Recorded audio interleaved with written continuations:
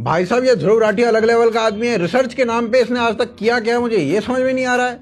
अभी इसने धुरंधर को एक्सपोज करते हुए एक वीडियो बनाई और जैसे ही इसने वीडियो लाइव की हम सब ने कहा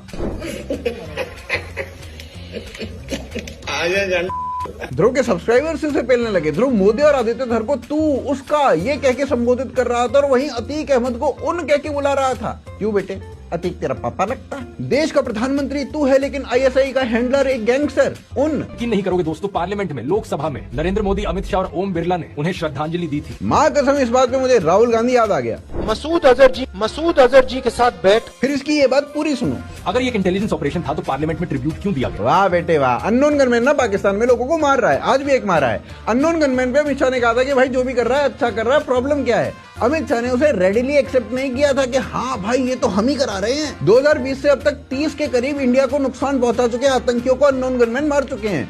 सरकार ने क्लेम नहीं किया कि हाँ भाई ये हम ही करा रहे हैं, हमारे एजेंट मार रहे हैं। लेकिन ध्रुव भैया चाहते हैं कि अतीक के केस में सरकार को ये एक्सेप्ट करना चाहिए था कि नहीं ये तो आईएसआई हैंडलर था, हमने ही मरवाया है।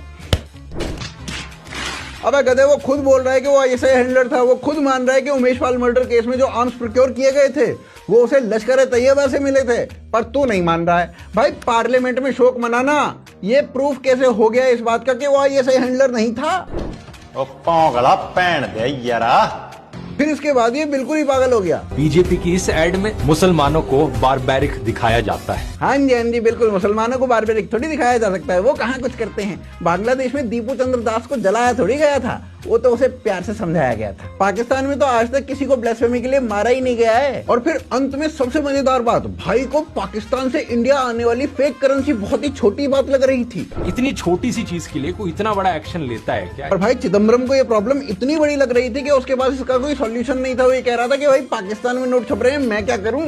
How do I go to the source of this currency note when it is manufactured across the border with state support? फिर उसके बाद ध्रुव जी ने कहा 99.3% नोट्स बैंकिंग सिस्टम में वापस आ गए थे 1 साल के अंदर। अबे तो असली नोट तो वापस ही आएंगे ना भूचू के बच्चे। जो नकली नोट थे वो सर्कुलेशन से खत्म हो गए, असली नोट आ गए। भाई ये तो कॉमन सेंस की बात है ना। अबे जब असली नोट वापस आ गए तो इससे ये कैसे पता चला कि नकली नोट अभी भी सर्कुलेशन में है?